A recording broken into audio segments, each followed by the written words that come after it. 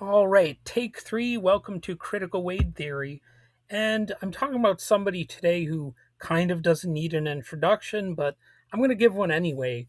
When people think about their favorite movies, they usually remember the characters, the stories, and some unforgettable scenes. But another element often shapes those memories just as powerfully: the music. So, for generations of moviegoers, that music has sometimes come from the mind of one man, John Williams, who is widely regarded as one of the most influential film composers in cinema history. Some would say the most influential. His scores helped define the sound of the modern blockbuster and created some of the most recognizable melodies ever written for film and even outside of film. They're definitely things that people have heard even if they've never even watched the movie. So, like most people, he had an early life and career that uh, wasn't quite as grand as what he later ended up being. So, John Towner Williams was born in Queens, New York in 1932.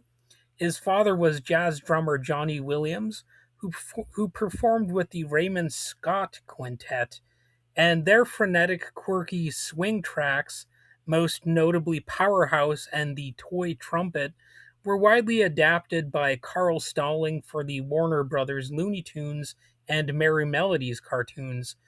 So the music of Raymond Scott is forever linked to these kinetic moments in these cartoons.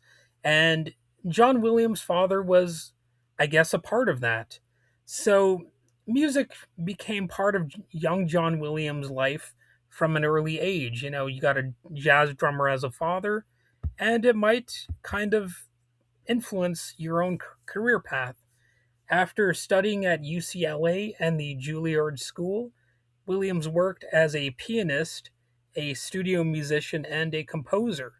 Throughout the 1960s and early 70s, he built a reputation scoring film and TV productions, laying the foundation for what would become an extraordinary career, being a part of the biggest blockbusters of all time. So his breakthrough came when he began working with director Steven Spielberg. Of course, he had a career before that, but Steven Spielberg is obviously at this point a household name. And their collaboration started with a less known movie called The Sugarland Express in 1974, but that quickly led to Jaws in 1975, and the famous two note shark motif became one of the most recognizable pieces of suspense music ever written, and it earned Williams his first Academy Award for Best Original Score. Then, of course, there was Star Wars, and that happened 2 years later. Williams composed the score for Star Wars, and that was also a soundtrack that changed film music forever.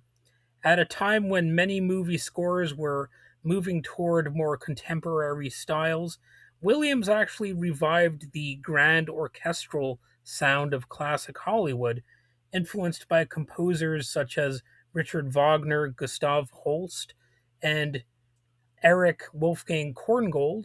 He created a sweeping musical landscape that became inseparable from the film itself.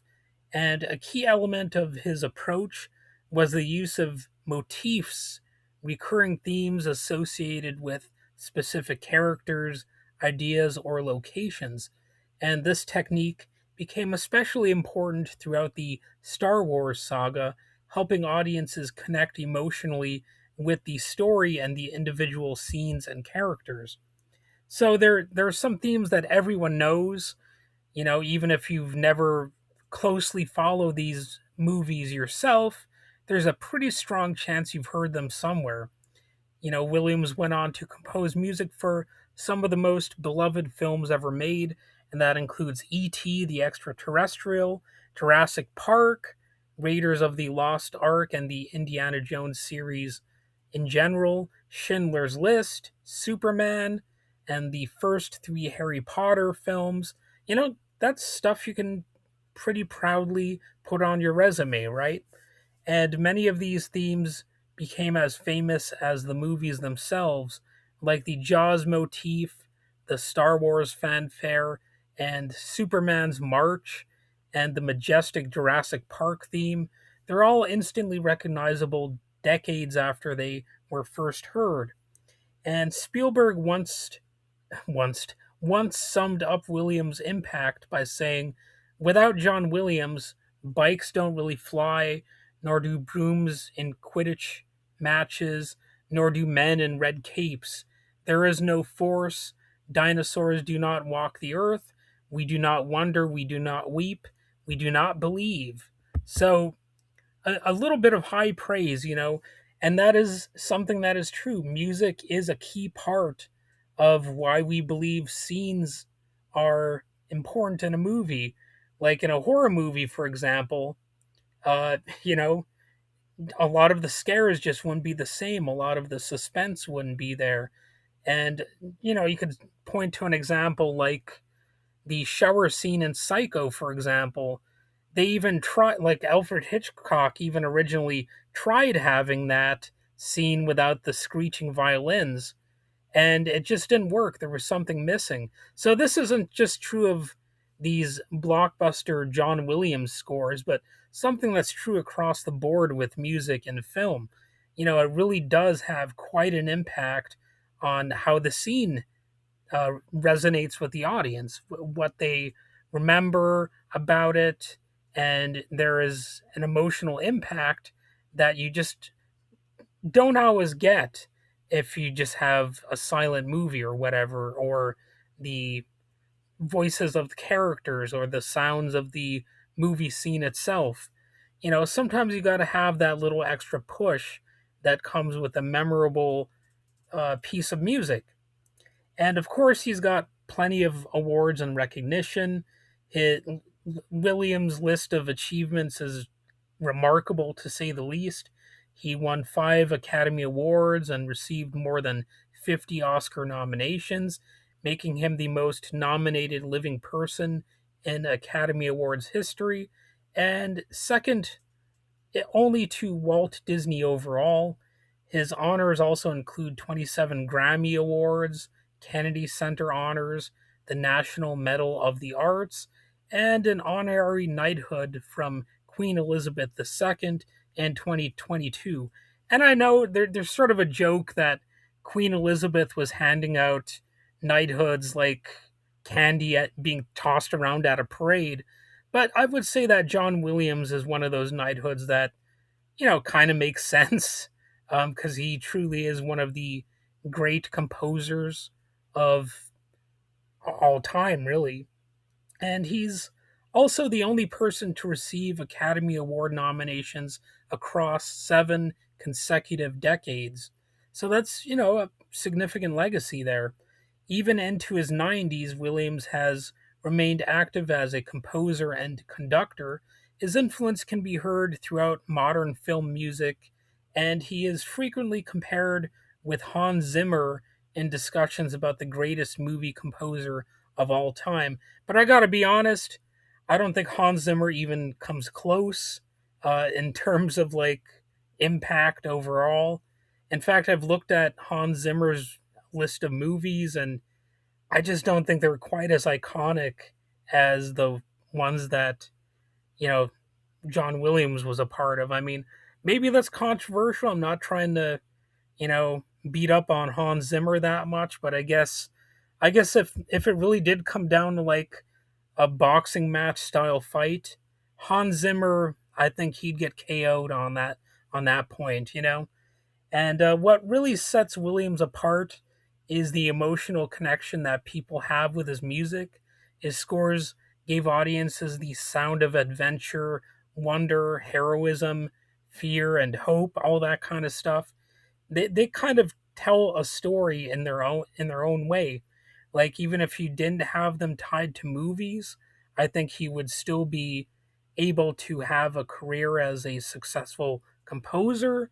Although I guess you have to wonder how successful a composer could be these days, aside from films and TV shows, because it's a little bit tricky to just make it based on music alone. I don't know if you've ever noticed that, but it's not the easiest thing in the world. You got to have skills, but you also have to have luck. You have to make the right connections, and some of us just don't get that, you know?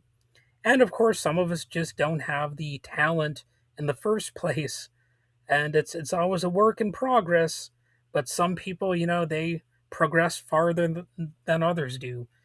And Williams helped people believe in things like, you know, dinosaurs coming back, you know, the idea of the superhero and distant galaxies having you know, a powerful cultural link to us and all that kind of stuff. So, you know, he's part of this myth making that really is a significant part of, you know, the public life. And you might be able to shrug that stuff off as just, you know, distractions or whatever, but when it comes to a lot of these classic stories, you know, they do have components that are relatable to even everyday life. So that's why the masses, you know, the idiot masses can relate to these movies in the first place. They do have a little bit of a significance aside from just mere distraction and all that. You know, they actually help people contextualize what heroism means, for example. And you know, they really help define certain concepts. Like, if you think about what Darth Vader represents, for example, and you hear the scary music associated with the character, you get an idea of what an evil type of character is and what they do, and the sort of complicated aspect of that character and whatnot. Even though, at a first glance, you might think that a score, you know, it isn't necessarily going to add that much to how we perceive life in general.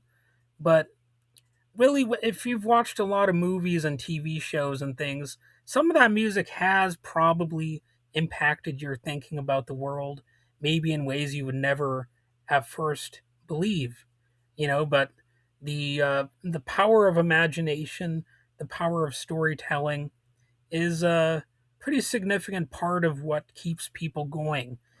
And for Williams and for millions of movie fans, John Williams' music is it's part of cinema itself. You know, I'm sure that John Williams understands that he's left a huge impact. I don't think he's that falsely modest that he wouldn't recognize the huge stamp he's made on the cultural landscape. I mean, it's just obvious. So for composers, you know, it's something to aspire to, and you know, you're probably never going to reach the level of John Williams, but there can be a positive impact. You know, few composers have shaped popular culture as profoundly as John Williams. You know, Star Wars, Jaws, E.T., Indiana Jones, all that stuff. He created a musical legacy that inspires audiences around the world, and his melodies have become part of our cultural memory. And, you know, he'll be remembered for generations and generations. I mean, assuming there are still people who are able to watch that content and listen to it, of course. And it's it's quite a thing. So I guess one funny thing about episodes like this is they're potentially annoying because it sounds like I'm doing nothing but kissing his butt the entire time. But like, honestly, I can't think of a way to really trash John Williams that much. Like, if I wanted to go in a completely different direction, like, I'd pretty much just have to lie about him, like just make up some, you know, disgusting lies about the guy if I wanted to go after him. But no, unfortunately, I just have to praise the guy pretty much. You know, it's not going to be one of those episodes where I can dream up a bunch of bad stuff about him. It's just he is a great composer, you know, and I can't think of anything bad to say about the guy. So, what are your thoughts about John Williams? Do you like the movies he is associated with? Do you think the music is overrated? Do you think I sound like I'm being too much of a sycophant? Let me know in the comments.